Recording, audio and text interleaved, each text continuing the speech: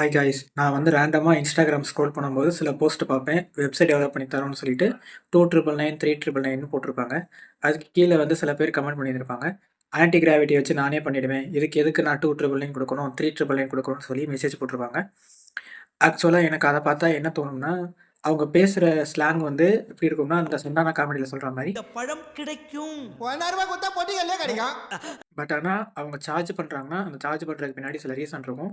இப்போ ஒரு website develop பண்ணுறாங்கன்னா, அது ஒரு வெப்சைட்டாக மட்டுமே பார்க்குறாங்க. அந்த ஆன்டி கிராவிட்டி வச்சு வைப் கோட் பண்ணுறவங்க. அவங்க என்ன பண்ணுவாங்கன்னா, ChatGPTல போய் ஒரு ப்ராம்ப்ட் எடுத்து, அந்த ப்ராம்ப்ட் தூக்கி அப்படியே வந்து ஆன்டி கிராவிட்டியில் போட்டு பேஸ்ட் பண்ணிவிட்டு வெப்சைட் ரெடின்னு சொல்லிட்டு முடிச்சிருவாங்க. ஆனால் ப்ரொஃபஷனலாக வெப்சைட் பண்ணுறவங்க அவ்வளோ சார்ஜ் பண்ணுறாங்கன்னா, அதுக்கான ரீசன் அவங்க வந்து SEO பண்ணணும், கீவேர்டு கண்டுபிடிக்கணும், கரெக்டான பிராண்டுக்கு கரெக்டான கீவேர்டு கண்டுபிடிக்கணும், கரெக்டாக கண்டென்ட் டெலிவரி பண்ணணும், அடுத்து ரேங்கிங் பண்ணணும், இண்டெக்ஸிங் பண்ணணும், ரெஸ்பான்சிவாக இருக்கிற மாதிரி பார்க்கணும். பிகாஸ் என்னென்னா, பெரும்பாலும் கஸ்டமர்ஸ் வந்து மொபைலில் தான் யூஸ் பண்ணுவாங்க. ஃபஸ்ட்டு மென்டல் மாடல் நம்ம டிஃபைன் பண்ணிடுவாங்க. மென்டல் மாடலுங்கிற ஒரு ஸ்ட்ரக்சர்டு ஃப்ரேம் ஒர்க்.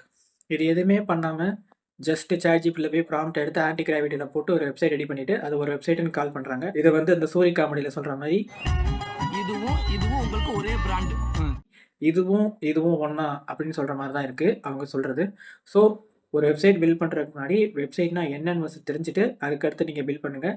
இப்போ நீங்கள் கீழே கமெண்ட் பண்ணுறவங்களா இருந்தாலும் சரி, ஃபஸ்ட்டு நீங்கள் கமெண்ட் பண்ணுறதுக்கு முன்னாடி நீங்கள் வைப் கோடே பண்ணாலும் சரி, வைப் கோட் பண்ணும்போது ஃபஸ்ட்டு வெப்சைட்டில் என்னென்ன காம்போனன்ட்ஸ்லாம் இருக்கணும், யாருக்காக அந்த வெப்சைட் பண்ணுறீங்க, அந்த வெப்சைட்டில் என்னென்ன மாதிரி கண்டென்ட் வந்து நீங்கள் வந்து ஆட் பண்ணணும்னு சொல்லி ஃபஸ்ட்டு நீங்கள் அண்டர்ஸ்டாண்ட் பண்ணதுக்கப்புறம் தான் நீங்கள் வந்து பில்ட் பண்ணணும். இது ப்ராப்பராக நீங்கள் ஒரு வெப்சைட் வந்து வைப் கோட் பண்ணணும்னு சொல்லி தெரிஞ்சுக்கணும்னா கீழே வந்து கமெண்ட் செக்ஷனில் வந்து வெப்சைட்டுன்னு கமெண்ட் பண்ணுங்கள்.